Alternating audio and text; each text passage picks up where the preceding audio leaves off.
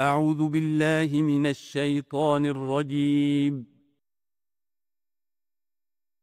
بسم الله الرحمن الرحيم.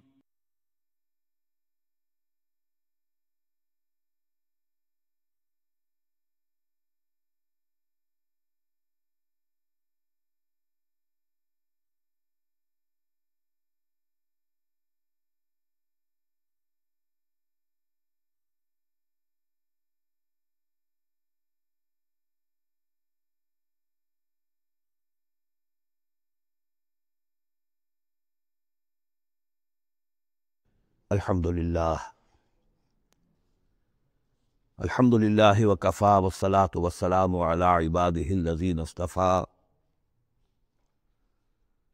خصوصاً علی افضلہم وخاتم النبیین محمد الامین وعلی آلہ وصحبہ اجمعین. اما بعد فقد قال اللہ تبارک وتعالی کما ورد فی سورة الحدید: اعوذ باللہ من الشیطان الرجیم، بسم اللہ الرحمن الرحیم. سبح للہ ما فی السماوات والارض وهو العزیز الحکیم. لہ ملک السماوات والارض یحیی ویمیت وهو علی کل شیء قدیر. هو الاول والآخر والظاہر والباطن وهو بكل شيء علیم. صدق اللہ العظیم. رب اشرح لي صدری ویسر لي امری واحلل عقدۃ من لسانی یفقہوا قولی. اللہم ربنا الہمنا رشدنا واعذنا من شرور انفسنا. اللہم ارنا الحق حقا وارزقنا اتباعہ وارنا الباطل باطلا وارزقنا اجتنابہ. اللہم وفقنا لما تحب وترضى وتقبل منا فإنك خیر المتقبلین. اللہم ارحمنا بالقرآن العظیم واجعلہ لنا اماما ونورا وہدی ورحمہ. اللہم ذکرنا منہ ما نسینا وعلمنا منہ ما جہلنا وارزقنا تلاوتہ آناء اللیل واطراف النہار واجعلہ لنا حجۃ یا رب العالمین، آمین.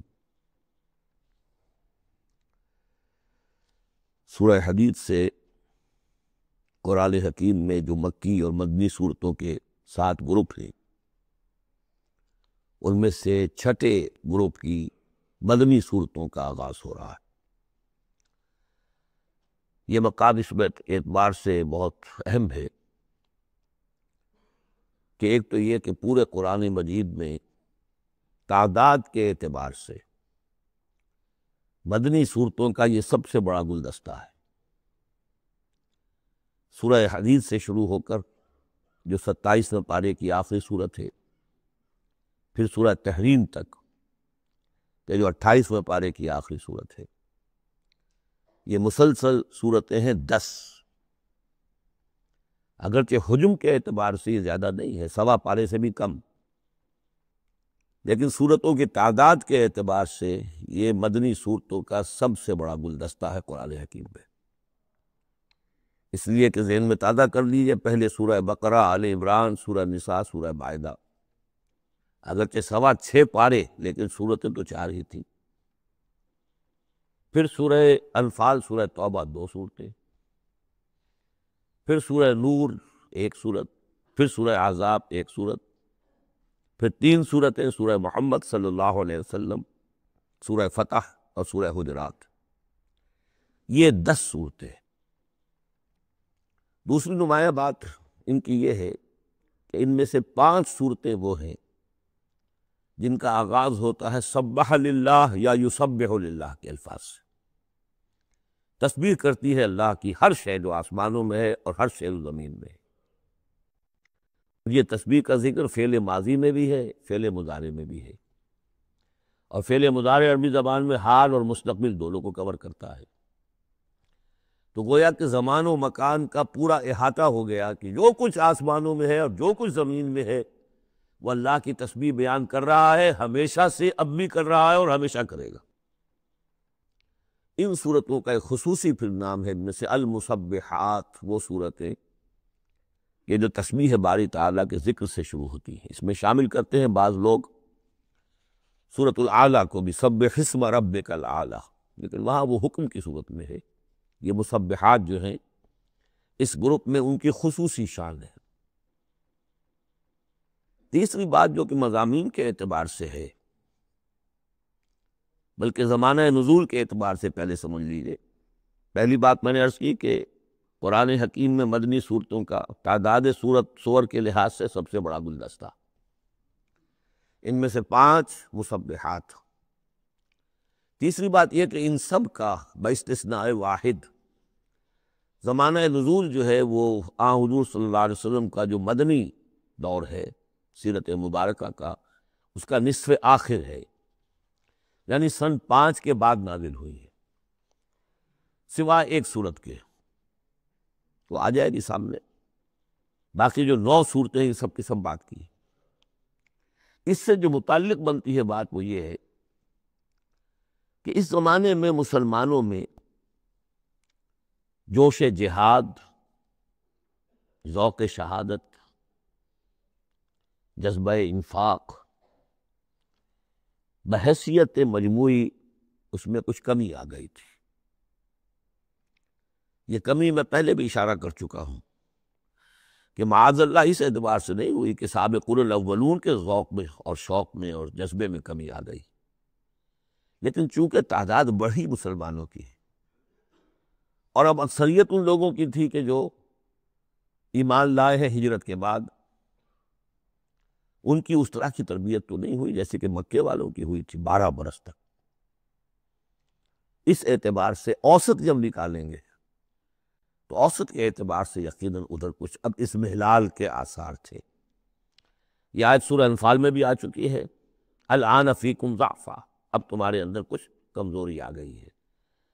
پہلے تم ایک مومن 10 کافروں پر بھاری ہو سکتا تھا، اب ہم ایک کے مقابلے میں 2 پر فتح دیں گے۔ یہ بات سورہ انفال میں آ چکی ہے، لیکن یہاں خاص طور پر نوٹ کیجئے کہ ان تمام صورتوں کے پس منظر میں وہ اضمحلال ہے۔ نتیجہ یہ ہے کہ ان تمام صورتوں میں مسلمانوں کو جیسے کہ جھنجھوڑا جا رہا ہے، تمہیں کیا ہو گیا؟ سورہ صف میں آپ دیکھیں گے، یا ایھا الذین آمنوا لم تقولون ما لا تفعلون، کیا ہو گیا تمہیں؟ کیوں کہتے ہو جو کرتے نہیں ہو؟ جیسے سورہ حدید میں آئے گا، وما لکم لا تؤمنون باللہ، تمہیں کیا ہو گیا؟ اللہ پر ایمان پختہ کیوں نہیں رکھتے؟ وما لکم الا تنفقوا فی سبیل اللہ، تمہیں کیا ہو گیا ہے؟ اللہ کے راہ میں خرچ کیوں نہیں کرتے؟ اسی طرح سورہ جمعہ میں وَإِذَا رَأَوْا تِجَارَةً أَوْ لَهْوًا انفضوا إِلَيْهَا وَتَرَكُوكَ قَائِمًا، تو گرفت کا پہلو ہے، پکڑ کا، اور جھنجھوڑا جا رہا ہے۔ اس میں یقیناً روح سخن منافقین کی طرف بھی ہے، لیکن بحیثیت مجموع ان صورتوں میں جو اصل خطاب ہے وہ منافقین سے نہیں ہے۔ منافقین کے موضوع پر ایک مکمل صورت بھی ہے، اور سورہ حدید میں بھی اس مرض کا جو ہے اس کی پیتھولوجی پورے طور سے بیان کی گئی، یہ مرض پیدا کیسے ہوتا ہے۔ لیکن یہ ہے کہ عام طور پر جو روح سخن ہے وہ ضعفاء کی طرف ہے، کمزور مسلمان، منافق نہیں، یعنی جن کا ایمان اتنا قوی نہیں ہے کہ ہرچہ باد آباد۔ اور یہ میں آپ سے عرض کر چکا ہوں، یہ فرق تو شروع سے بھی تھا۔ السابقون الاولون من المہاجرین والانصار والذین اتبعوہم باحسان رضی اللہ عنہم ورضوا عنہ، اس درجے کے لوگوں میں بھی سب کے سب ایک جیسے تو نہیں تھے، وہ درجات تو بلند ترین ہے، رضی اللہ عنہم ورضوا عنہ، تو فرق تو تھا۔ اور اگر حفظ مراتب نہ کنی زندگی، ان درجات کا جب تک کہ آپ لحاظ نہ رکھیں اور نہ سمجھیں تو بات سمجھ میں نہیں آئے گی۔ اس پہلو سے یہاں اصل خطاب جو منافقین سے نہیں ہے، یعنی یہ سورہ نساء اور سورہ توبہ اس کا جو رنگ ہے اس میں اصل خطاب منافقین سے ہے، یہاں وہ بات نہیں ہے، ضعفاء، کمزور۔ اس اعتبار سے آج کے مسلمانوں کے لیے اہم ترین حصہ قرآن حکیم کا یہ 10 صورتیں۔ آج کا ایک مسلمان ان 10 صورتوں کو سمجھ لے، جو گویا پورے قرآن کا خلاصہ اس کو مل جائے گا۔ ایک تو اس اعتبار سے بھی کہ جیسے میں نے عرض کیا نفاق کا مضمون آیا سورہ نساء میں، سورہ توبہ میں، اور بھی صورتوں میں آیا، سورہ قتال سے شروع ہو گیا، لیکن یہ کہ ایک چھوٹی سی صورت ہے 11 آیتوں کی اس مجموعے میں سورۃ المنافقون، وہ خلاصہ ہے اس پوری بحث کا۔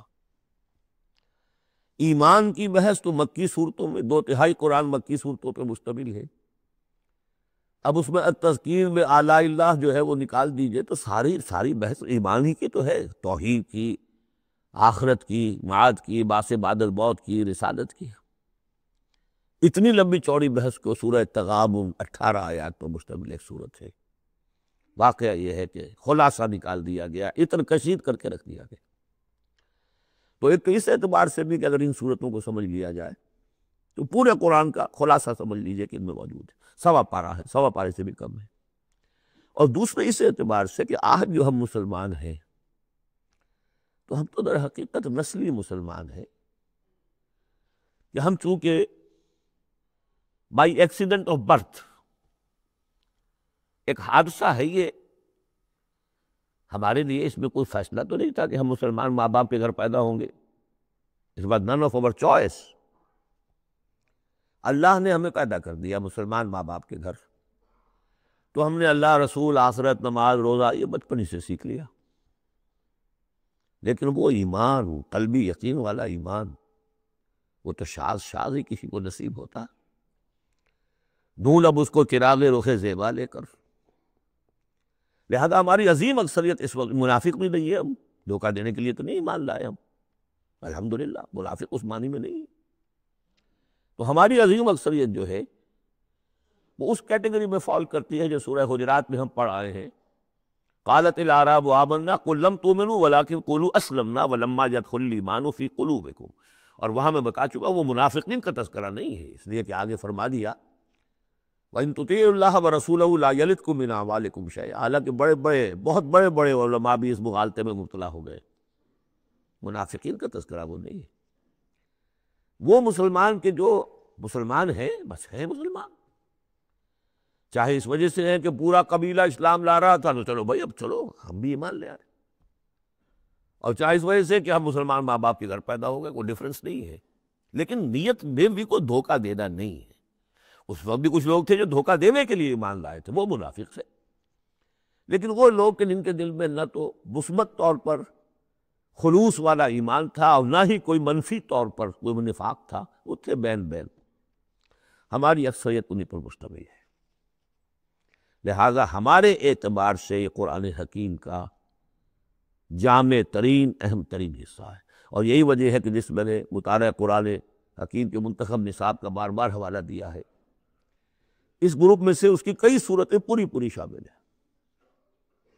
اس کا جو چھٹا حصہ ہے وہ صرف سورہ حدید پر مشتمل ہے جو ابھی ہم شروع کریں گے، باقی سورہ جمعہ، سورہ صف، سورہ منافقون، سورہ تغابن، پھر سورہ تحریم کا، یہ ساری چیزیں ہماری یعنی تقریباً 5 غالباً صورتیں ان 10 میں سے ہمارے اس منتخب نصاب میں شامل ہیں۔ ان مسبحات میں سے بھی سورہ حدید جو ہے اس کو کہیے کہ ام المسبحات، اہم ترین صورت، بلند ترین صورت،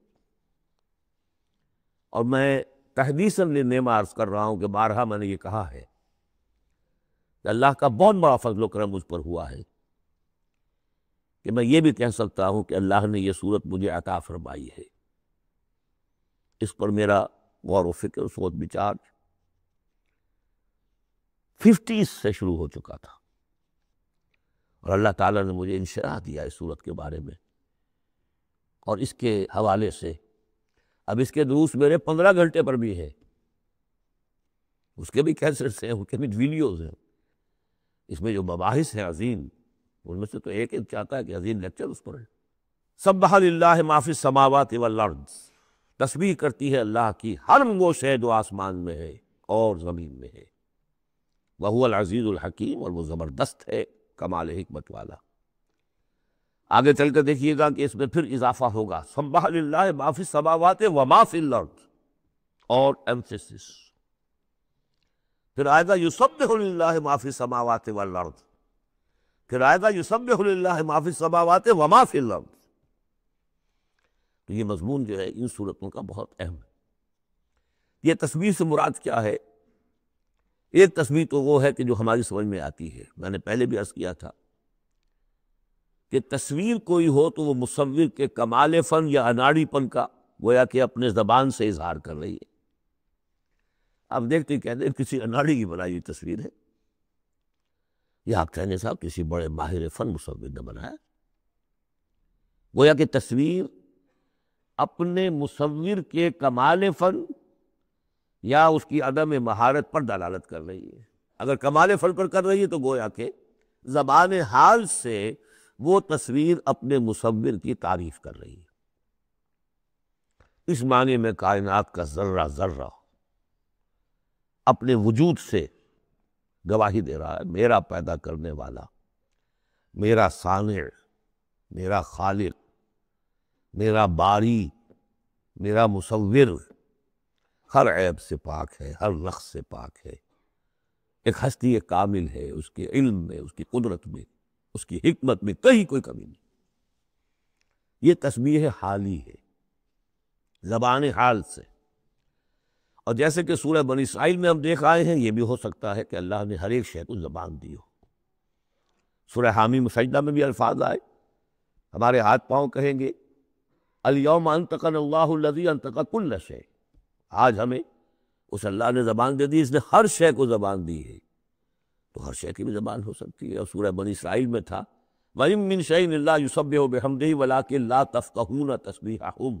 تو زبان حال والی تسبیح تو ہماری سمجھ میں آ رہی ہے، ہو سکتا ہے، اور معلوم ہوتا ہے کہ وہ ہے ایک کوئی دوسرا پہلو بھی جو ہماری سمجھ سے بالا تر۔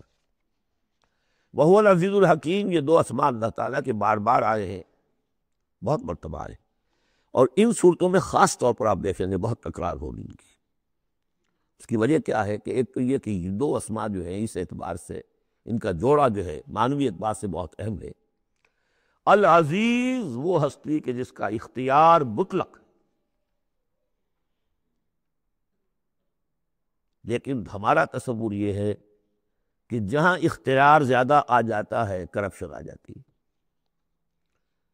چنانچہ پولیٹیکل سائنس کا تو ایکسیم ہے، یہ فارمولا ہے، authority tends to corrupt and absolute authority corrupts absolutely۔ لہذا ساری جو کوشش ہوتی ہے، دستور بنایا جاتا ہے چیکس اینڈ بیلنسز، جہاں اختیار ہے وہاں پہ کوئی چیکس اینڈ بیلنسز بھی ہونے چاہیے۔ اللہ پر کوئی چیک اینڈ بیلنس ہو ہی نہیں سکتا، کس کا ہوگا؟ تو وہ اختیار مطلق العزیز، اس کو بیلنس جو شے کر رہی ہے وہ الحکیم بھی ہے، اس کی حکمت بھی کامل ہے، اس کا کوئی فعل، اس کا کوئی فیصلہ، اس کا کوئی عمل حکمت سے خالی نہیں ہے۔ یہ دونوں گویا کہ ایک دوسرے کے ساتھ ہے، العزیز الحکیم۔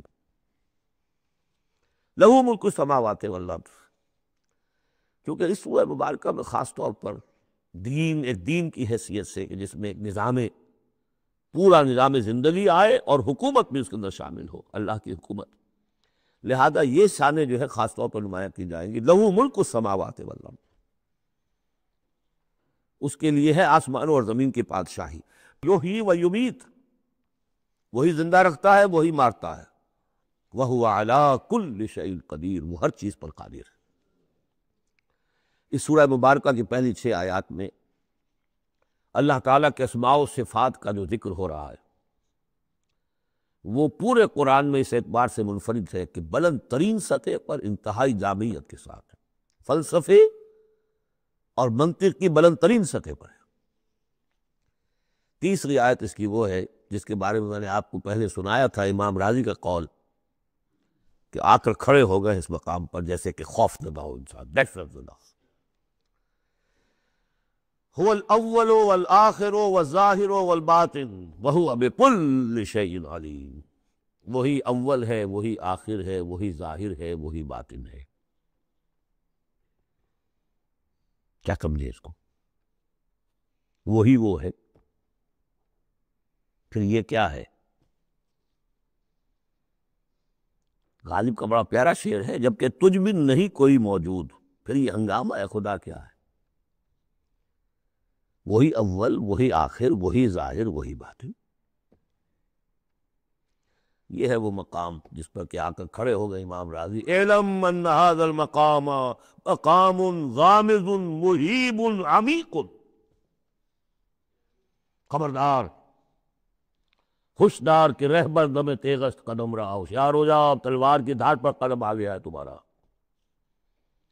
یہ ہے وہ مسئلہ کہ جس کو ہمارے بعض صوفیہ وحدت الوجود سے تعبیر کرتے ہیں، لیکن یہ فلسفے کا مشکل ترین مسئلہ ہے۔ وحدت وجود کی ایک تعبیر وہ بھی ہے جو کفر ہے، شرک ہے، اما وسط، جس کے کفر اور شرک ہونے میں کسی کو اختلاف نہیں، لیکن یہ کہ یہ عام لوگوں کی سمجھ میں آنے والی بات ہے نہیں۔ میں نے امکانی حد تک سمجھایا ہے اور مجھے اطمینان ہے۔ بہرحال اب اس میں یوں سمجھ دیجئے، یہ کائنات حادث ہے، ہم جانتے ہیں کہ حادث ہے، ہمیشہ سے تو نہیں ہے۔ پہلے کون تھا؟ اللہ تھا۔ تو کائنات کا آغاز کہاں سے ہوا؟ اللہ سے۔ پھر ہم پڑھائے ہیں کل من علیہا فان ویبقی وجہ ربک ذو الجلال والاکرام، ایک وقت آئے گا کچھ نہیں رہے گا، وجہ ربک ذو الجلال والاکرام رہ جائے گا۔ تو آخر کون ہوا؟ اب یہ اول و آخر کے مابین جو ہے، اس کا ظاہر بھی وہ ہے، باطن بھی وہ ہے۔ یہ بہت مشکل مسئلہ ہے، لیکن یہ کہ اس کو ایک حدیث نے عام لوگوں کے لیے آسان کر دیا ہے۔ حضور یہ دعا کرتے تھے، اے اللہ انت الاول فلیس قبلک شیء، تو وہ پہلا ہے کہ جس سے پہلے کوئی شے نہیں تھی، وانت الآخر فلیس بعدک شیء، تو وہ آخر ہے کہ تیرے بعد کچھ نہیں، وانت الظاہر فلیس فوقک شیء، تو اس سے اوپر کوئی شے نہیں، وانت الباطن فلیس دونک شیء۔ بہرحال اس کو اسی حد تک اس وقت رکھیے، جن کو زیادہ شوق ہو جائے وہ پھر میرے وہ تفصیلی کیسز کی طرف رجوع کرے۔ هو الاول والآخر والظاہر والباطن وهو بكل شیء علیم، وہ ہر چیز کا علم رکھتا ہے۔ اب تو واضح ہو گیا ہے ہی وہ۔ اس سے پہلے ہم پڑھا تھے نحن اقرب الیہ من حبل الورید، تو اس حوالے سے یہ دو صفات اللہ کی خاص طور پر آپ دیکھیں گے قرآن میں، علی کل شیء قدیر بکل شیء علیم، دو چیزیں آئیں گی خاص طور پر، ہر چیز کا علم رکھنے والا، ہر چیز پر قادر۔ هو الذی خلق السماوات والارض فی ستۃ ایام، وہی ہے جس نے بنائے آسمان اور زمین 6 دنوں میں، ثم استوی علی العرش، پھر متمکن ہوا تخت حکومت پر، عرش پر۔ یعلم ما یلج فی الارض، یہ پہلے بھی آیت آ چکی ہے سورہ فاطر میں غالباً یا سورہ سبا میں۔ وہ جانتا ہے جو کچھ کے داخل ہوتا ہے زمین میں، وما یخرج منہا، جو کچھ نکلتا ہے اس سے، وما ینزل من السماء، اور جو کچھ اترتا ہے آسمان سے، وما یعرج فیہا، اور جو چڑھتا ہے اس میں، وہو معکم، ویسے پانی بھی اترتا ہے، بخارات بھی چڑھتے ہیں، فرشتے اترتے ہیں احکام خداوندی لے کر، اور پھر وہ چڑھتے ہیں، یا تو انسانوں کی جانیں لے کر بھی چڑھ رہے ہوتے ہیں، یا یہ کہ جو بھی یہاں پر ہو رہا ہے اس کی رپورٹس لے کر چڑھتے ہیں۔ زمین کے اندر پانی جذب ہوتا ہے، بیج داخل ہوتا ہے، نکلتا ہے پودا، ان تمام چیزوں کا احاطہ کیا۔ وَهُوَ مَعَكُمْ أَيْنَمَا كُنْتُمْ، تم جہاں کہیں بھی ہوتے ہو وہ تمہارے ساتھ ہوتا ہے۔ وَاللَّهُ بِمَا تَعْمَلُونَ بَصِيرٌ، اللہ تعالیٰ جو کچھ تم کر رہے ہو اسے دیکھ رہا ہے، خود چشمدید گواہ ہے۔ پھر دیکھیے لَهُ مُلْكُ السَّمَاوَاتِ وَالْأَرْضِ، توحید کا یہ تقاضا کہ بادشاہی اسی کی ہو، ایک عقیدے کی توحید ہے بس، ٹھیک ہے، بادشاہی اسی کی ہو۔ لَهُ مُلْكُ السَّمَاوَاتِ، آسمان اور زمین کی بادشاہی اسی کی ہے۔ وَإِلَى اللَّهِ تُرْجَعُ الْأُمُورُ، اب تمام معاملات اسی کی طرف لوٹا دیے جائیں گے۔ یولج اللیل فی النہار ویولج النہار فی اللیل، وہ پرو لاتا ہے رات کو دن میں اور پرو لاتا ہے دن کو رات میں، یہ مضمون میں کئی مرتبہ آ چکا ہے۔ وَهُوَ عَلِيمٌ بِذَاتِ الصُّدُورِ، علم کو دیکھیے کتنی مرتبہ دہرایا ہے، بِكُلِّ شَيْءٍ عَلِيمٌ، يَعْلَمُ مَا يَلِجُ فِي الْأَرْضِ وَمَا يَخْرُجُ مِنْهَا وَمَا يَنزِلُ مِنَ السَّمَاءِ وَمَا يَعْرُجُ فِيهَا، اور یہاں ہوا علیم بذات الصدور، سینوں کے اندر جو کچھ ہے اس کو بھی جانتا ہے۔ یہ 6 آیات ہیں، یہ پہلا حصہ ہے سورۃ مبارکہ کا، اور یہ شاندار تمہید بنی، آگاہ ہو جاؤ کس کا کلام پڑھ رہے ہو، کس سے ہم کلام ہو۔ ہوشدار کہ رہ بردب تیغست قلم را۔ اب دیکھیے ایک آیت میں جو تقاضا ہے، یہ تو اللہ ہے، ایسا ہے، اسی کی پادشاہی ہے، وہ سب جانتا ہے، وہ ہر چیز پر قدیر ہے، یہ سب کیا ہے؟ نیریٹو ہے، اور یہ ہے توحید فی العقیدہ۔ اس کا تقاضا کیا ہے؟ آمنوا باللہ ورسولہ وانفقوا مما جعلکم مستخلفین فیہ فالذین آمنوا منکم وانفقوا لہم اجر کبیر۔ دو لفظوں میں تقاضا آیا، ایمان لاؤ اللہ پر اور اس کے رسول پر، اور خرچ کر دو ان سب میں سے جس میں اس نے تمہیں خلافت عطا کی ہے۔ سب سے پہلی خلافت تمہیں عطا کی اس جسم میں، اسے اللہ کے لیے لگاؤ۔ ذہانت، فطانت، طلاقت لسانی، جو دیا ہے، پیسہ دیا ہے، مال دیا، اولاد دی ہے، سب کو اللہ کی راہ میں لگاؤ۔ یہ نفق کا لفظ پیسے کے خرچ کے لیے بھی آتا ہے، جان کے خرچ کے لیے بھی آتا ہے۔ نفقت الدراہم، پیسے ختم ہو گئے، نفق الفرس، گھوڑا مر گیا، تو نفق کا لفظ دونوں کے لیے آتا ہے۔ تو انفقوا مما جعلکم مستخلفین فی، جس چیز میں تمہیں استخلاف عطا کیا ہے، لگاؤ، خرچ کرو، صرف کر دو۔ یہ دو تقاضے ہیں۔ اصل میں یوں سمجھیے کہ جو سورہ حجرات میں دو تقاضے آئے تھے، آمنوا باللہ ورسولہ، سورہ حجرات میں آئے تھے انما المؤمنون الذین آمنوا باللہ ورسولہ ثم لم یرتابوا وجاہدوا باموالہم وانفسہم فی سبیل اللہ۔ حقیقی مومن تو صرف وہ ہے جو ایمان لائے اللہ پر، اس کے رسول پر، پھر شک میں بالکل نہیں پڑے، اور انہوں نے جہاد کیا اللہ کی راہ میں، اور کھپا دیے جان بھی اور مال بھی، وہی سچے ہیں۔ یہاں پر دو ہیں، ان میں دونوں میں ایک سے تو مشترک ہو گئی، آمنوا باللہ ورسولہ، ایمان لاؤ اللہ پر، اس کے رسول پر، جیسے کہ ایمان کا حق ہے۔ وانفقوا، اور خرچ کر دو، انفاق مال، انفاق نفس، بذل نفس، دونوں چیزیں آ جائیں گی۔ مما جعلکم مستخلفین فیہ، اب اگر یہ دو کام کر دو تو تمہارے وارے نیارے ہیں، تم کامیاب ہو۔ فالذین آمنوا منکم وانفقوا لہم اجر کبیر، تو جو تم میں سے یہ دو تقاضے پورے کر دیں، ایمان لائے جیسے کہ ایمان کا حق ہے، یقین والا ایمان، اور انفاق کر دیں، خرچ کر دیں، لگا دیں، کھپا دیں، اپنے آپ کو بھی اور اپنی تمام جو بھی کچھ اپنی ملکیت ہے، جو اوساد و سامان ہے، لہم اجر کبیر۔ اب دیکھیے نظم، دیکھیے اب دو آیتوں میں وہ ڈانٹ کا، ڈپٹ کا، زجر کا معاملہ ہو رہا ہے۔ وَمَا لَكُمْ لَا تُؤْمِنُونَ بِاللَّهِ، تمہیں کیا ہو گیا ہے، کیوں نہیں ایمان رکھتے اللہ پر؟ وَالرَّسُولُ يَدْعُوكُمْ لِتُؤْمِنُوا بِرَبِّكُمْ، جبکہ ہمارے رسول محمد صلی اللہ علیہ وسلم تمہیں دعوت دے رہے ہیں، وہ ابھی موجود ہیں تمہارے مابین، تمہیں کیا ہو گیا؟ وہ تمہیں دعوت دے رہے ہیں کہ تم ایمان رکھو اپنے رب پر۔ وَقَدْ أَخَذَ مِيثَاقَكُمْ، اور دیکھو تم سے عہد لے چکا ہے تمہارا رب۔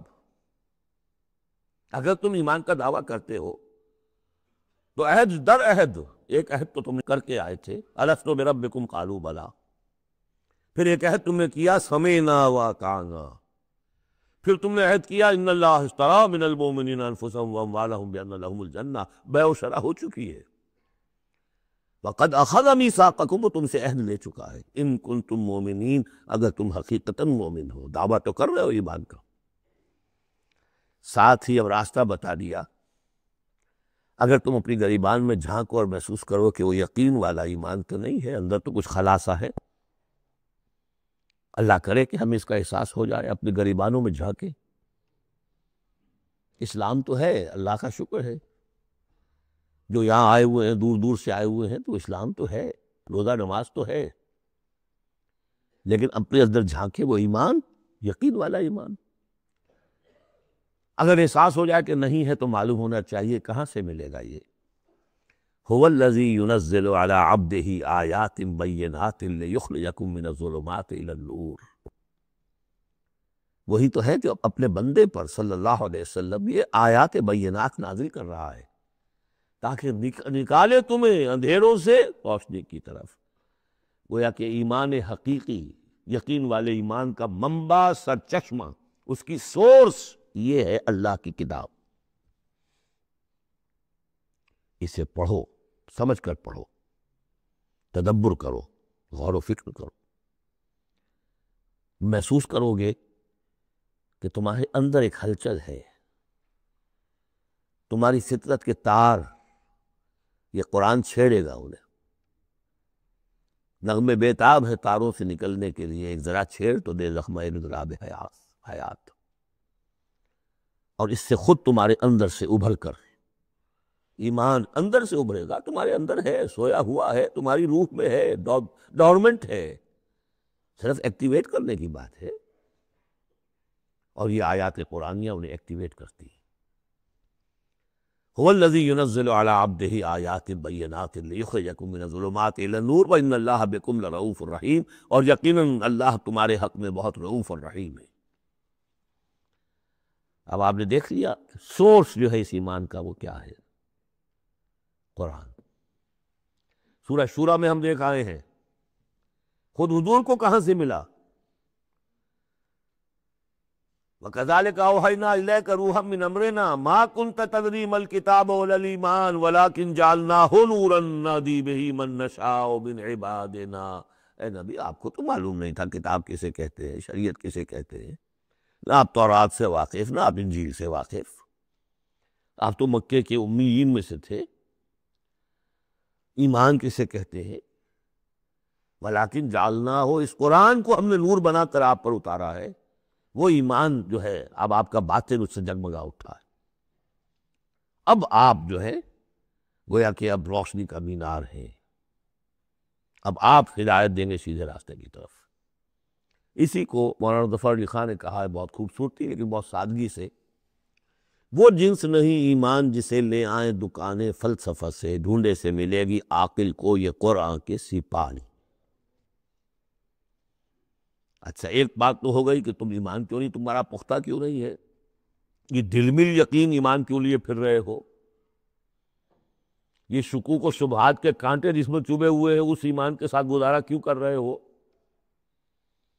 اگر اس میں کمی ہے تو پہلے اس کمی کو پورا کرو، چھوڑ دو دھندے، کچھ دن نکال لو، 1 سال نکال لو اپنی زندگی میں سے کہ کم سے کم اتنی عربی سیکھ لیں کہ یہ قرآن ہمارے دلوں کے تاروں کو چھیڑ سکے۔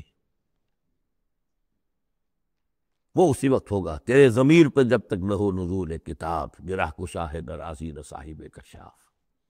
انسپیریشن قرآن سے، ترجمے سے نہیں مل سکتی، ناممکن ہے۔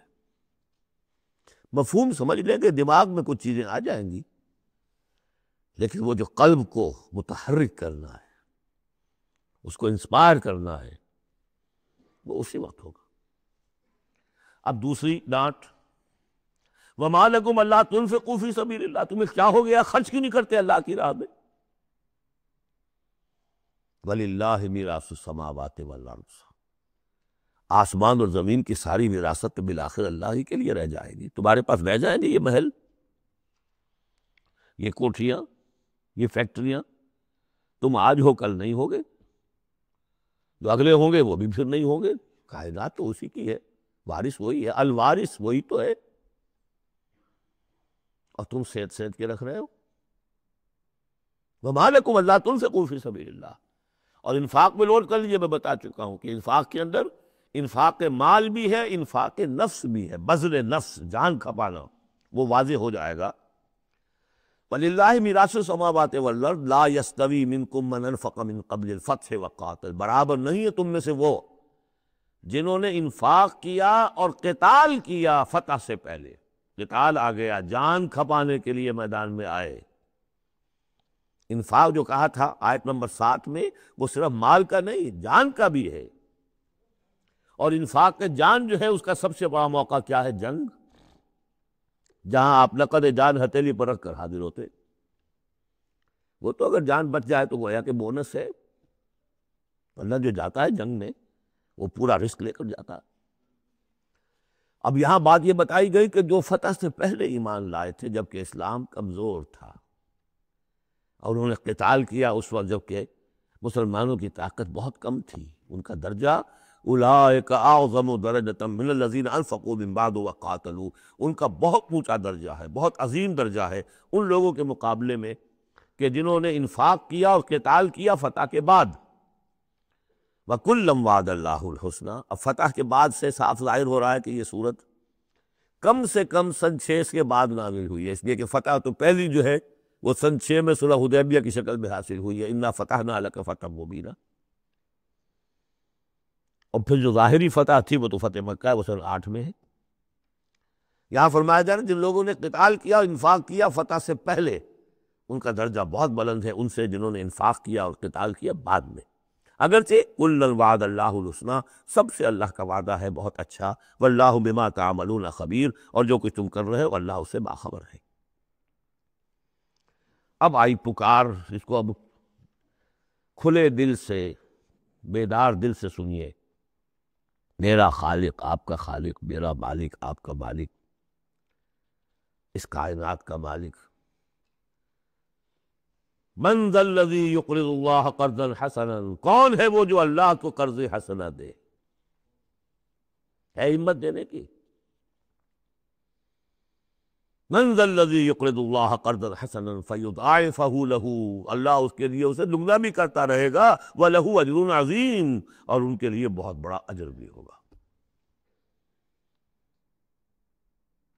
لگاؤ اپنی مال اللہ کے راہ میں لگاؤ اور کھپاؤ، اپنی جانیں اللہ کی راہ میں لگاؤ اور کھپاؤ، اور جان لیجیے کہ جان کا کھپنا اور مال کا کھپنا ایک یہ کہ شہادت یا موت سے پہلے تو برابر چیز ہے۔ آپ اپنی جان کی قوت، صلاحیت، ذہانت، فطانت یہ خرچ کرتے تو مال کماتے ہیں نا، اور مال آپ کے پاس ہو تو آپ جس کو چاہیں امپلائے کر لیں، ذہانت، صلاحیت، فطانت سب آپ خرید سکتے ہیں پیسے سے۔ تو اگر کسی نے وقت لگایا ہے تو مال لگایا ہے، ٹائم از منی، اپنی جان کما رہا ہے تو وہ مال لگا رہا ہے، اس لیے کہ اسی جان کو کھپا کر وہ مال کما سکتا تھا۔ اس لیے انفاق جان، انفاق مال، یہ ایک شے۔ یوم تری المؤمنین، اب جو نقشہ کھینچا جا رہا ہے یہ ہے وہ نقشہ جس کو ہمارے ہاں کہا جاتا ہے پل صراط۔ کوئی ایسا مرحلہ آنا ہے جہاں کفار کا تو معاملہ علیحدہ ہو چکا، کوئی بڑی چھلنی لگی تھی، کفار تو نکل چکے، اب جو دنیا میں مسلمان سمجھے جاتے تھے وہ آگے آئے ہیں۔ آپ کو معلوم ہے جہاں کرشرز لگے ہوتے ہیں، پتھروں کو توڑ کے بجری بناتے ہیں، تو اس میں مختلف سوراخوں کی وہ چھلنیاں لگی ہوتی ہیں۔ پہلے 1 انچ سے زیادہ کا پتھر جو ہے وہ علیحدہ ہو جائے گا، پھر ½ انچ والا علیحدہ ہو جائے گا، پھر 1/4 انچ والا علیحدہ ہو جائے گا، وغیرہ وغیرہ۔ تو وہاں پر بھی کوئی مستقل کچھ چھلنیاں، ایک چھلنی لگ چکی، کافر تو گئے، اب رہ گئے مسلمان۔ ان میں ذرا چھانٹی کرنی ہے کہ ان میں صاحب ایمان کون ہے اور منافق کون ہے۔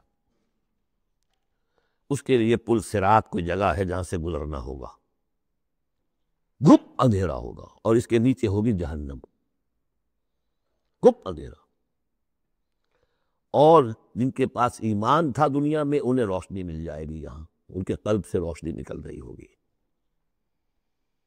اعمال صالحہ کیے تھے داہنے ہاتھ سے تو یہاں پہ ان کا نور ہوگا، وہ اپنی اس روشنی میں راستہ پار کر کے جنت میں پہنچ جائے گی۔ اور جن کے پاس یہ روشنی نہیں تھی، چاہے وہ مسلمانوں میں شریک تھے، چاہے مسلمانوں کے قائد ہوں، بہت بڑے قائد ہوں، لیکن اگر وہ نور ایمان سے محروم تھے اور اعمال صالحہ کی کوئی پونجی نہیں تھی، انہیں روشنی نہیں ملے گی، وہ ٹھوکریں کھاتے ہوئے گریں گے اور جہنم میں جائیں گے۔ یہ ہے نقشہ، یہ نقشہ یہاں پر تفصیل سے کھینچا گیا ہے۔ پھر دوبارہ آخری جو سورت ہے سورۃ تحریم، اس میں پھر اس کا تذکرہ آئے گا۔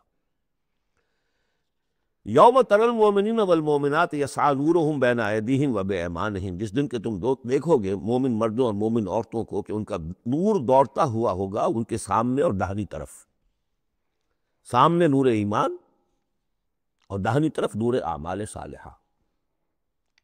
بشراکم اليوم جنات تجری من تحتها الانہار خالدین فیہا، ان سے کہا جائے گا آج تمہارے لیے بشارت ہے ان جنتوں کی جن کے نیچے نہریں بہہ رہی ہیں، اور تم رہو گے اس میں ہمیشہ ہمیشہ، ذالک هو الفوز العظیم، یقیناً یہی بہت بڑی کامیابی ہے۔ یوم یقول المنافقون والمنافقات، جس دن کے کہیں گے منافق مرد اور منافق عورتیں، للذین آمنوا، ان اہل ایمان سے، انظرونا، ذرا ٹھہرو، ہمارا انتظار کرو، نقتبس من نورکم، تمہاری روشنی سے ہم بھی فائدہ اٹھا لیں۔ ہمارے پاس تو کوئی نور ہے نہیں۔ دیکھیے انتہائی گھپ اندھیرا ہو، کہیں جنگل میں سے گزرنا ہو اور پگڈنڈی ہو، اس پر آپ چل رہے ہو، جس کے پاس ٹارچ ہے وہ تو گویا کہ بادشاہ ہے اس وقت، اور وہ تیز تیز قدم اٹھا رہا ہے، پیچھے والا کہتے کہ بھائی ٹھہرو بھیا، تمہارے پاس تو ٹارچ ہے، ہمیں بھی ساتھ لے کے چلو۔ وہی نقشہ ہے، انظرونا، ہمیں مہلت دو، انتظار کرو ہمارا، ذرا ٹھہرو، کہاں بڑھے چلے جا رہے ہو؟ نقتبس من نورکم، یہی وہ لفظ ہے اقتباس، قبس کہتے ہیں چنگاری کو، کسی چولہے میں سے چنگاری لا کر اپنے چولہے میں آگ جلا لینا، ہم تمہارے اس نور سے فائدہ اٹھا لیں۔ قیل ارجعوا وراءکم فالتمسوا نورا، کہا جائے گا لوٹ جاؤ پیچھے کی طرف اور تلاش کرو نور۔ یہ نور یہاں نہیں ملا، دنیا سے کما کر لایا گیا ہے۔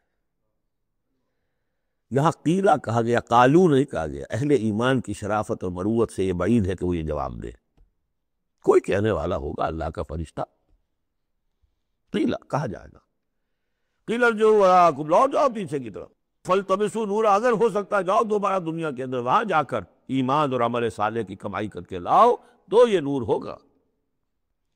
فَضُرِبَ بَيْنَهُمْ بِسُورٍ لَهُ بَابٌ، اور اتنے عرصے میں ان کے درمیان ایک فصیل ہائی کر دی جائے گی جس میں ایک دروازہ ہوگا، باطنہ فیہ الرحمہ، اس فصیل کے اندر کی طرف رحمت ہوگی، وظاہرہ من قبلہ العذاب، اور اس کے باہر کی طرف عذاب الہی کا نزول شروع ہو جائے۔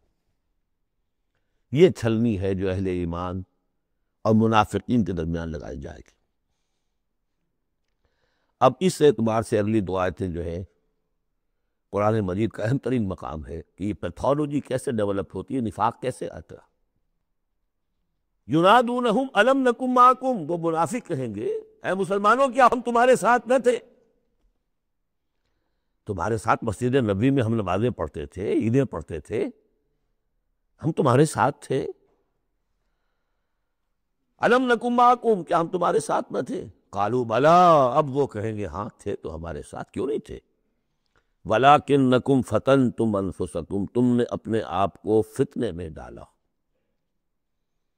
فتنہ کیا ہے؟ انما اموالکم واولادکم فتنہ، مال اور اولاد سے ضرورت سے زیادہ محبت، اگر اللہ اور اس کے رسول اور اس کی راہ میں جہاد سے زیادہ محبت ہے اہل و عیال سے اور مال سے، تم نے اپنے آپ کو اپنے ہاتھوں فتنے میں ڈال دیا۔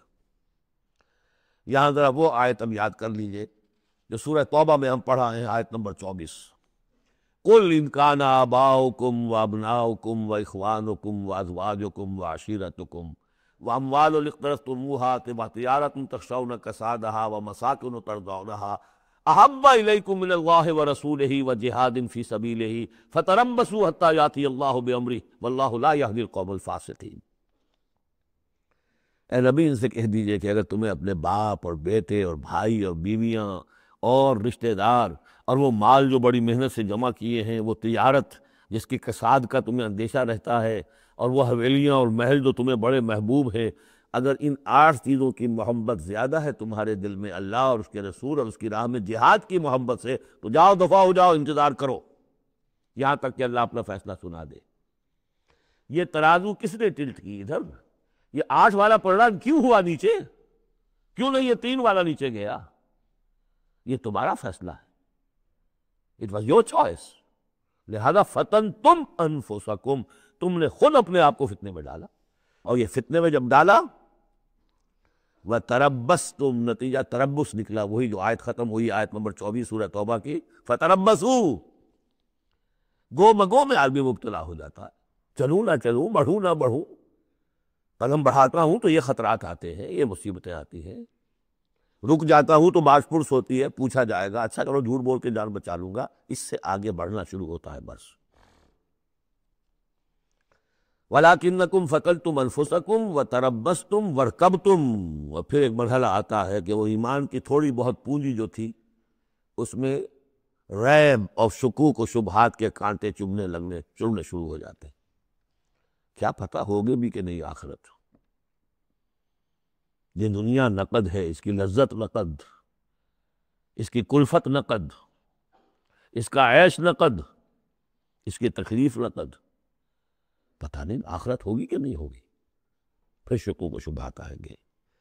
آخری بات وغرتکم الامانی، پھر تمہیں دھوکہ دیا مزید تمہاری خواہشات نے۔ اللہ بڑا بخشنے والا ہے، اللہ پالن ہار ہے، اللہ بخشن ہار ہے، ہم کچھ بھی کریں آخر تیرے محبوب کی امت میں ہے، we are the chosen people of the Lord. غرتکم الامانی، کبھی خیال ہوتا بھی ہے تو یہ تھپکیاں دے دے کر یہ امانی جو ہے یہ سلا دیتی۔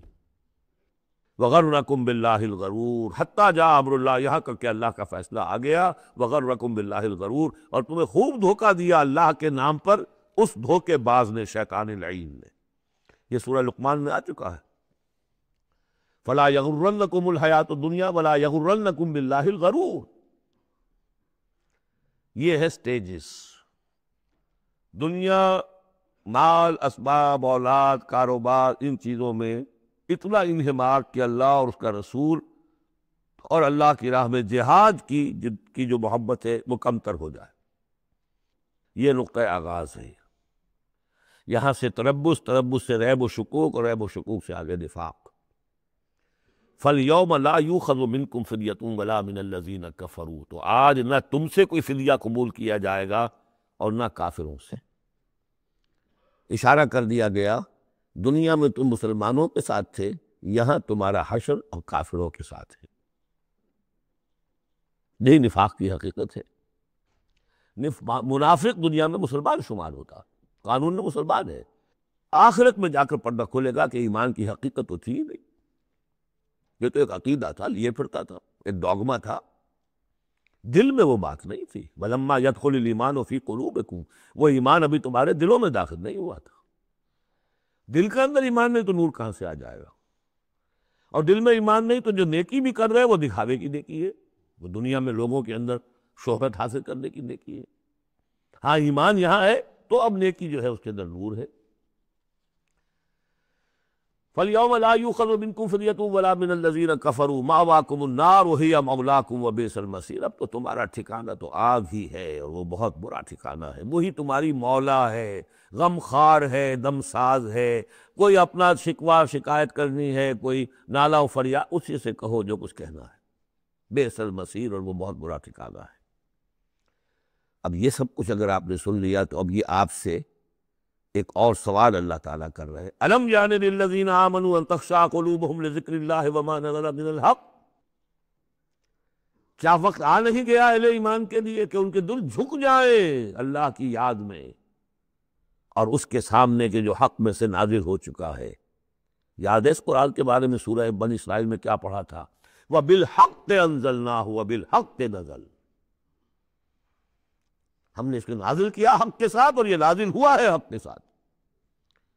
تاخیر، تعویق، یہ کر لوں وہ کر لوں، اس کے بعد بچیوں کے ہاتھ پیلے کرنے ہیں۔ ابھی ذرا بچوں کی تعلیم کا مسئلہ ہے۔ تعلیم کیا؟ دنیا کی تعلیم، میری تعلیم دنیا کی۔ خود ساری عمر گزار دی ہے جن کوچوں کی سیر کرتے ہوئے انہی کوچوں میں داخل کر رہے ہیں اپنی اولاد۔ اور ایسے ایسے لوگ بھی ہیں، ایسے ایسے ناسمجھ لوگ، کچی عمر میں برطانیہ بھیج دیا، امریکہ بھیج دیا، اور پھر روتے ہوئے آتے ہیں بچہ بگڑ گیا، بچے نے یہ کر دیا، بچہ وہ ہو گیا۔ یہ تو حال ہے۔ الم یعن للذین آمنوا ان تخشع قلوبہم لذکر اللہ وما نزل من الحق، کیا وقت آ نہیں گیا؟ کس کے منتظر ہو؟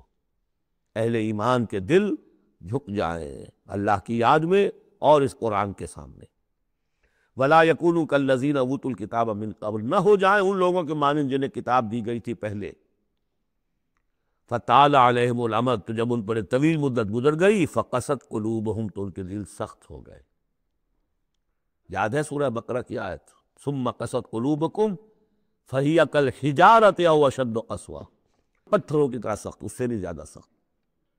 وکثیر منہم فاسقون، اور ان کی اکثریت فاسقوں پر، فاجروں پر مشتمل ہے۔ دیکھ لو ایک راستہ وہ ہے، اب بھی نہ مڑو گے، اب بھی نہ توبہ کرو گے، اب بھی نہ بعد آؤ گے، تو پھر دیکھ لو نشان عبرت کے طور پر وہ موجود ہے قوم۔ ثم قست قلوبکم فہی کالحجارۃ او اشد قسوۃ، اعلمو، اب ساتھ ہی جہاں یہ ذرا ڈانٹ ڈپٹ کا انداز ہے، ہمت افزائی بھی، گھبراؤ نہیں۔ اگر تم یہ محسوس کرتے ہو کہ دل کی زمین، دل کی کھیتی ایمان کے اعتبار سے بنجر ہے، کچھ نہیں اس میں، تب بھی گھبراؤ نہیں، مایوس نہ ہو۔ اعلموا ان اللہ یحیی الارض بعد موتہا، جان لو اللہ تعالیٰ زندہ کر دیتا ہے زمین کو اس کے مرنے کے بعد۔ زمین دیکھتے ہو بے آب و گیا بڑی ہوتی ہے، بنجر، بارش برستی ہے تو وہ زندہ ہو جاتی ہے۔ اللہ تمہارے دلوں کی کھیتی کو بھی اثر نو، ایمان کی فصل بخش سکتا ہے، مایوس نہ ہو۔ اعلموا ان اللہ یحیی الارض بعد موتہا قد بینا لکم الآیات لعلکم تعقلون، ہم نے تو تمہارے لیے اپنی آیات خوب واضح کر دی ہیں تاکہ تم عقل سے کام لو۔ یعنی ہمت نہ ہارو، کوشش کرو۔ کھیتیاں دوبارہ اس کے اندر فصل آ جایا کرتی ہے، بارش برستی ہے، ہاں لیکن کھیتی کے اندر کچھ ہل چلانا پڑتا ہے، بیج ڈالنا پڑتا ہے، مشقت کرنی پڑتی ہے۔ تو یہاں بھی تمہیں ایک حل چلانا ہوگا، اور وہ حل چلانا کیا ہے؟ یہ مال کی محبت ہے کہ جو اس زمین کے اندر جس نے کہ بنجر پیدا کر، بنجر بنا دیا ہے اس کو۔ حل چلاؤ، مال کی محبت نکالو۔ ان المصدقین والمصدقات واقرضوا اللہ قرضا حسنا یضاعف لهم ولهم اجر کبیر، یقیناً صدقہ دینے والے مرد اور صدقہ دینے والی عورتیں، اور جو اللہ کو قرض حسنہ دیں، یہ میں بتا چکا ہوں سورہ بقرہ میں جب ہم پڑھ رہے تھے 2 رکوع، کہ اللہ کے لیے، دین کے لیے، اللہ کی رضا جوئی کے لیے خرچ کرنے کی 2 مدیں ہیں۔ ایک انسانوں میں سے غرباء، مساکین، یتیموں، بیواؤں، بیماروں، مسافروں اور مقروضوں کے لیے خرچ کرنا، وہ صدقہ ہے۔ اس لیے زکوٰۃ کو بھی کہا صدقات، انما الصدقات للفقراء والمساکین۔ یہ کہ اللہ کے دین کے لیے، اس کی دین کی نشر و اشاعت ہے، اس کے پیغام کو پھیلانا ہے، اس کی تعلیم ہے، پھر اس دین کو غالب کرنے کی جد و جہد ہے، اس کے لیے ساز و سامان چاہیے، اس کے لیے وسائل چاہیے۔ تو ایک ہے صدقہ، ایک ہے اللہ کے ذمہ قرض حسنہ۔ کیوں؟ اس لیے کہ اللہ کے دین کو غالب کرنا ہے، لہذا اس کی جد و جہد میں جو مال خرچ ہو رہا ہے اللہ اسے اپنے ذمہ قرض حسنہ کہتا ہے۔ یہ حل چلانا پڑے گا، مال کی محبت اس سے نکلے گی۔ صدقہ دو گے، اللہ کو قرض حسنہ دو گے، تو یہ جو اس نے بریک لگی ہوئی ہے، جیسے گاڑی کو بریک لگی ہوئی ہے اور آپ جو ہے ایکسلریٹر کو دبا رہے ہیں تو وہ تو لاکنگ کرے گی وہیں کہ وہیں کھڑی رہ جائے گی، چلے گی تو نہیں، کیسے چلے؟ بریک لگی ہوئی ہے۔ اس بریک کو کھولو پہلے، اور وہ بریک کیا ہے؟ مال کی محبت۔ اس کا علاج کیا ہے؟ انفاق۔ ان المصدقین والمصدقات واقرضوا اللہ قرضا حسنا یضاعف لهم ولهم اجر کریم والذین آمنوا باللہ ورسلہ اولئک هم الصدیقون والشہداء عند ربہم۔ اب آخری مرتبہ یہ صدیقیت اور شہادت کا بھی مضمون ہمارے ہاں پھر آ گیا۔ اگر یہ بریک کھل گیا، اب گاڑی کو چلاؤ، گاڑی چلے گی، لیکن اب مختلف طبائع کی مناسبت سے اگر تو تمہارا مزاج صدیقین والا ہے، صدیقیت کے مرتبے کو پہنچ جاؤ گے۔ اگر مزاج شہادت والا ہے، شہداء کے مقام کو حاصل کر لو گے۔ اولئک مع الذین انعم اللہ علیہم من النبیین والصدیقین والشہداء والصالحین۔ بریک لگی ہوئی ہے تو کچھ نہیں ہوگا، مال کی بریک کھولو، گاڑی چلاؤ۔ جو یہ کر لیں گے والذین آمنوا باللہ ورسولہ، اب ایمان اور اللہ پر اور اس کے رسول پر ایمان کا، اب یہ ایکسلریٹر دباؤ گے تو نتیجہ کیا نکلے گا؟ اولئک ھم الصدیقون والشہداء عند ربہم، انہی میں سے صدیق ہوں گے، انہی میں سے شہداء ہوں گے ان کے رب کے پاس۔ لہم اجرہم ونورہم، ان کے لیے ہوں گے ان کا اجر اور ان کا نور۔ اجر بھی ملے گا، نور بھی ملے گا۔ نور وہ جو آخر میں ملنا ہے، میدان حشر میں ملنا ہے، پل صراط پر گزرنے کے لیے ملنا ہے، اور اجر وہ ہے جو جنت میں داخل ہو کر ملے گا۔ لہم اجرہم ونورہم والذین کفروا وکذبوا بآیاتنا اولئک اصحاب الجحیم، اور جن لوگوں نے کفر کیا اور ہماری آیات کو جھٹلایا، یہ لوگ ہیں جہنمی۔ اعلموا انما الحیاۃ الدنیا، لعب و لہو و زینت و تفاخر بینکم و تکاثر فی الاموال والاولاد۔ اب جو چیز بریک تھی اس کو سمجھ لو، بریک کی حقیقت کیا ہے؟ دنیا کی محبت۔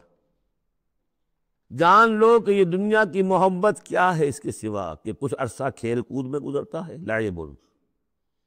بچپن میں اور کسی چیز سے کوئی دلچسپی نہیں ہوتی۔ باپ کا کاروبار ٹھیک چل رہا ہے کہ نہیں چل رہا ہے، بچوں کو اس سے کیا غرض، انہیں تو اپنا کھیل کود کرنا۔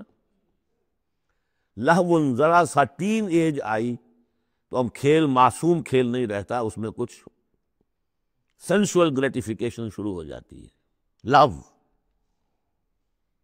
اور اسی وقت جو ہے زینت، بناؤ سنگھار بہت ہوتا ہے، بہت۔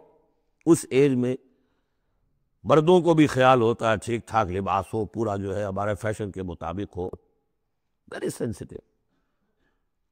اس کے بعد ذرا عمر بڑھتی ہے، تفاخر بینکم، اب فخر، نسل پر فخر، مال پر فخر، دولت پر فخر، اور فخر میں بڑھ جانا، تفاخر بینکم۔ لیکن جب ذرا زندگی ذرا اور ڈھلی، تکاثر فی الاموال والاولاد، کثرت سے مال اور اولاد۔ اس کے بعد یہ ہے، ایک سٹیج پر تو یہ ہوتا ہے کہ مونچھ نیچی نہ ہو چاہے سب کچھ چلا جائے، اور اگلی سٹیج پر یہ ہوتا ہے کہ مونچھ نیچی کیا، شیو بھی ہو جائے تو کوئی بات نہیں، مال آنا چاہیے۔ یہ عجیب آیت ہے، انسانی زندگی کے یہ نفسیاتی مراحل ہے۔ بہت کم لوگوں نے سمجھا اس آیت کو۔ اس کا ہر دور میں کوئی ایک شے ہوتی ہے جو انسان کے اس ذہن پر اور نفسیاتی اعتبار سے اس کے نزدیک بڑی اہمیت کی حامل ہوتی ہے۔ بچپن میں کھیل کود، ذرا اس سے بڑا ٹین ایجرز، اس میں لہو و زینت، اس سے اوپر آئے تفاخر، اس سے اوپر آئے اب یہ ہے کہ بڑا ریئلسٹک ہو جاتا ہے آدمی، چھوڑو میاں ان باتوں کو، پیسے کی فکر کرو، رکھو اس کو سنبھالو۔ تکاثر فی الاموال والاولاد کمثل غیث، میں نے بارہا کہا یہ ایک لائف سائیکل ہے، ہیومن لائف سائیکل۔ وہی لائف سائیکل آپ کو ملتی ہے باٹنی میں، نباتات میں، کمثل غیث، جیسے کہ بارش برستی ہے، اعجب الکفار نباتہ، تو جو کسان ہوتے ہیں اس سے جو روئیدگی کھیتی اپجتی ہے اس کو بڑی اچھی لگتی ہے، ثم یہیج، پھر وہ کھیتی اپنی پوری قوت پر آتی ہے، فتراہ مصفرا، پھر دیکھتے ہو وہ زرد ہو جاتی ہے، ثم یکون حطاما، پھر کھیتی کٹ جاتی ہے اور چورا چورا کہیں جو ہے وہ توڑی کے ٹکڑے پڑے رہ جاتے ہیں۔ اسی طرح بچہ پیدا ہوتا ہے، بڑی خوشیاں ہیں، جشن بن رہا ہے، پھر وہ بچہ جوان ہوا ہے، ثم یہیج، جو اپنی پوری قوت کو پہنچ گیا ہے، فتراہ مصفرا، پھر بالوں میں بھی سفیدی آ گئی، پھر چہرے پر جھریاں آ رہی ہیں، ثم یکون حطاما، پھر مرے اور گڑھے میں دفن ہوئے اور مٹی میں مل کر مٹی ہو گئے۔ لیکن ایک زندگی آخرت کی ہے جس کے لیے کوئی اس طرح کا علم نہیں ہے، وَفِي الْآخِرَةِ عَذَابٌ شَدِيدٌ وَمَغْفِرَةٌ مِّنَ اللَّهِ وَرِضْوَانٌ، اور آخرت میں ہے بہت بڑی سزا اور مغفرت اللہ تعالیٰ کی طرف سے، اور یا رضوان ہے۔ وَإِنَّهَا لَجَنَّةُ الْأَبَدَىٰ أَوْ لَنَارُ الْأَبَدَىٰ وَمَا الْحَيَاةُ الدُّنْيَا إِلَّا مَتَاعُ الْغُرُورِ، اور جان لو کہ دنیا کی یہ زندگی تو سوائے دھوکے کے ساز و سامان کے اور کچھ نہیں ہے۔ یہ تمہیں اپنے اندر گم کیے رکھتی ہے، بھلائے رکھتی ہے، نہ اللہ یاد نہ آخرت یاد، اسی میں مگن، اسی میں گم۔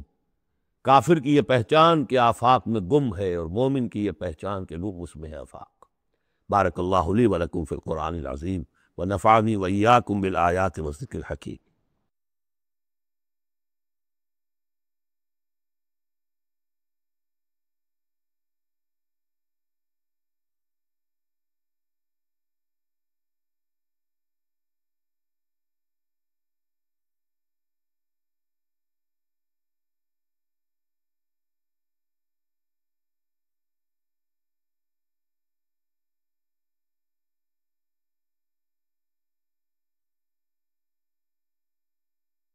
أعوذ بالله من الشيطان الرجيم.